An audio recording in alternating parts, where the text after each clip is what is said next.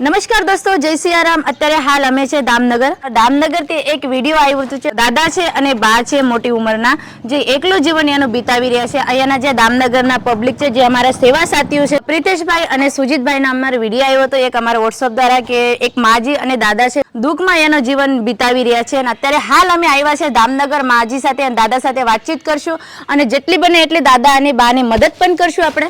કેમ છો બા?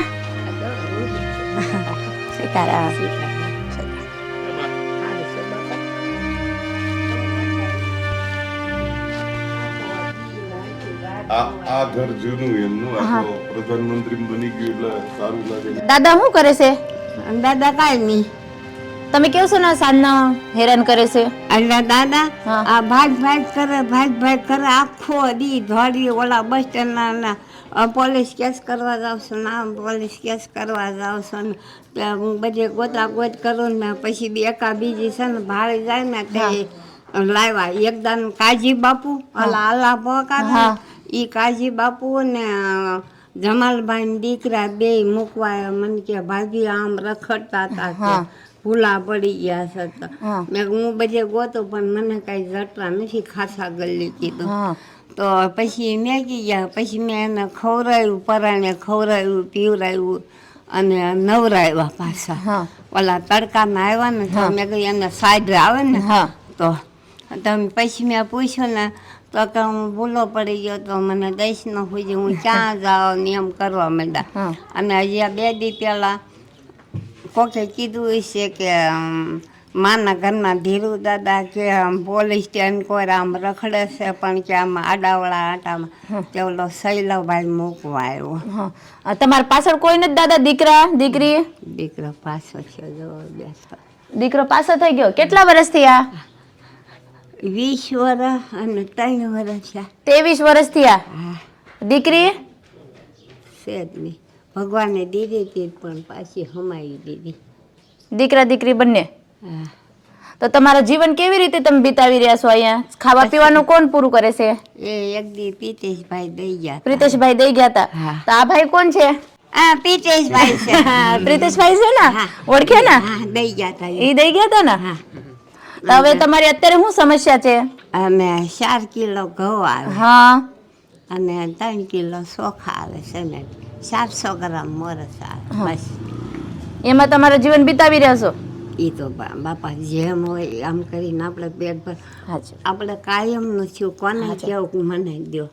પછી આ રાધા કૃષ્ણનું સાંજે ખાવાનું દઈ જાય છે, ઝાઝુ દઈ જાય ને તો ખાતા વધે ને તો હુકવી નાખું। એ નહીં પછી રાંધી નાખવાનું હવારમાં? એ આઈને પગથિયે હુકવી રાખું અને પછી ન આવ્યું હોય ને તો એ રાંધીને ખાઈ લે। તો હવે શું છે તમારે, શું કરવાનું છે તમને? અમારે શું મદદ જોઈએ છે? દાદાને લઈ જવા। તમારે તમારે હા તે તમે કહેશો તાલી હું રહીશ દાદા આગળ। પછી તમે એમ કહેશો ને કે હવે માં તમે જાઓ। અમારે તમે બે જોતા છો, મારે તો આજીવન તમારે બે ની સેવા કરવી છે। તમારે આવું છે મારા હારે? હે હું આવું? શું થયું? શું થયું? કેમ રહો છો બા? બાબાને ઉચકાઈ મારું શરીર તૂટી ગયું। રોતાની બા?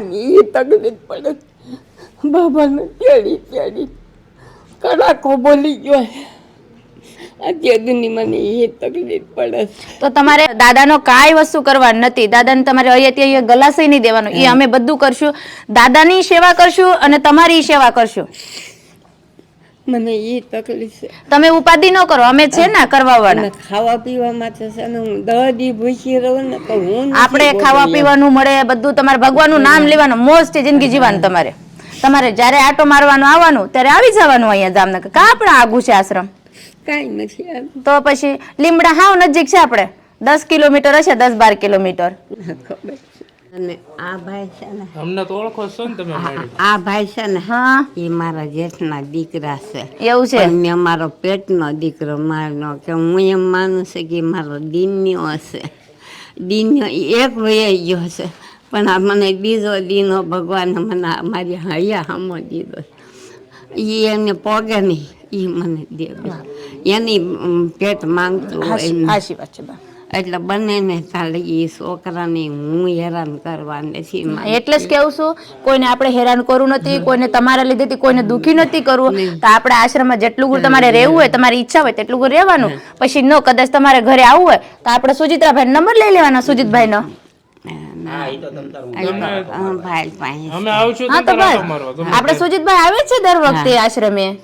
દર શનિવારે હું આટો મારી દઈશ. તમારો ખૂબ ખૂબ આભાર. અમે તમને કોલ માજીને કેટલા સમયથી ઓળખો છો? માજીને મિનિમમ 4-5 મહિનાથી ઓળખીએ છીએ. અહીંયા અમે અવારનવાર કીટ દેવા આવતા હોઈએ છીએ, પણ આ દાદા છે ને એ માજીને બહુ વધારે પડતા હેરાન કરે. દાદાને પાયપે પણ મારતા હોય છે, અને માજી એને દાદાને રોજ નવરાવે છે. અને કાંઈક બાનું કાઢીને દાદાને નવરાતા હોય, તમે માજીને પૂછી લો. માજી તમે શું બાનું કાઢીને દાદાને નવરાવો? આ ભાવનગર જવું છે, છોકરાને સાંડલા કરવા આવે છે, ત્યાં જવું છે.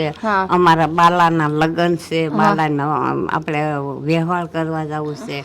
મારા ભાઈના છોકરાનું બાનું કે કિસ્સા અલગ અલગ બાનું કાઢીને તમે દાદા નવરાઈ દો છો. કિસ્સાના દાદા નાતા નથી? ના ના, મારવા દોડે મને. ભાન તમને મારવા દોડે? ફરતા મને દોડવે. અરે બિચારા. અને છે ને હું નજના ભાવનગર જવું છે, શરદના ઘેરે જવું છે, તો એમ કરીને તેડે હું કે નાવાનું કહે તો કે નાવ તો હું મરી જાઉં એમ કે. આજે કેવો દાંત કાઢી ઈ બાથરૂમમાં નાઈ મેં આ છે ને તા હું નવરાવી દઉં. હા પછી આ બિચારો નાતો નાતો એમ કે કાકી તમે વયા જાવ તમને મારી નાખશે. આવડો આ પાતો મારવા માંડે આપણને. એવું કરે છે? હામા વાળા બાયુ ની છે ને એમ કે શોભામાં તમે ઓરા વયાવો તમને મારી નાખશે. જે હાથમાં આવે એ મારે. તેડી 2-4 દી પેલા બડિયા મારે ને મારો બડિયો મારી નાખશે. એ ભૂગાએ મુકાય ને દાદા કેટલા વર્ષથી આવું હેરાન કરે છે તમને? નહીં તો 5 5.5 વર્ષ થયા. એવું જ કરે છે દાદા? હા, દાદાને કઈ દવા કરાવી હતી તમે? હા, હું તમને રિપોર્ટ દેખાડું. કઈ ફેર નહીં પડ્યો? ના ના, મારી આગળ હતું ને હા. ત્યાં લગી હું ભાવનગરની દવા મગજની મા દીકરો 2 લઈને જતા હતા. હા પણ અમારી આગળ કાંઈ નથી. હું લઈને જાઉં કાંઈ વાંધો ભાડાનું વેચ જોઈને મારી કાંઈ વાંધો નહીં. અને જો આ ઈ પોટાઈ રાખી મૂક્યા છે. અને આ કે તમે સરકારીમાં જ લઈ આવ્યો તો ત્યાં મને આખો રોડ દોડવે. તળાવની પાળ કોઈ ધોડો. એક દી 10 વ્હીલની ટાંકામાં આવી જાય તો મને બધા કહેવા માંડ્યા, મને કે ડોસી આને લાવતી નહીં અહીંયા કે તને કાળી ટીલી પી જશે કે, અને તું લઈને કેમ જાય, તને કોણ ઓળખે છે? એટલે મેં દવાખાને જવાનું બંધ કર્યું મારા માં. અત્યારે પછી છે ને આ મારી માં ઉપર ભરોસો મેં તું કરી માં હાસવી. બસ માએ મોકલે ને અમને તમારી સેવા કરવા માટે. હા હા, તો બસ તો ટેન્શન ન લેતા આવે. નહીં બાને આવું છે. મેં પહેલા વાત કરી બા સાથે, અને બાએ કીધું કે મેં બાને વાત કરી કે તમને ગમે ત્યાં સુધી તમે ત્યાં રહેજો, અને પછી તમે તારા ભાઈને કહેજો, તમે તારે તેડી જશે અથવા હું તેડી જઈશ. બરાબર છે. દામનગરમાં છે બા દાદા છે, એકલો જીવન બીતાવી રહ્યા છે, આગળ પાછળ કોઈ નથી. કે પણ દાદા છે એ મોટી ઉંમરના છે, અને છેલ્લે 5 વર્ષથી બાને હેરાન કરે છે. દાદા શું નામ છે તમારું? મારું નામ ધીરુ. હાલો હાલો ઉભા થઈ જા, આપણે જવાનું છે. અહીંયા વહી આવો દાદા, મારા સાથે આવું છે તમારે? આવી અમારે વાંધો. ભાવનગર જવું છે આપણે. તો છેલ્લે 5 વર્ષથી દાદા હેરાન કરે છે બાને. બાની બહુ મોટી ઉંમર થઈ ગઈ છે, એના કારણે બાને ખાસ કરીને રિક્વેસ્ટ છે કે તમે દાદાને લઈ જાઓ. અમે જ્યારે પણ અહીંયા કીટ દેવા આવ્યા ત્યારે માલુમ પડ્યું કે બા દાદા એકલા રહે છે અને ખૂબ દુઃખમાં જીવન વિતાવતા હતા.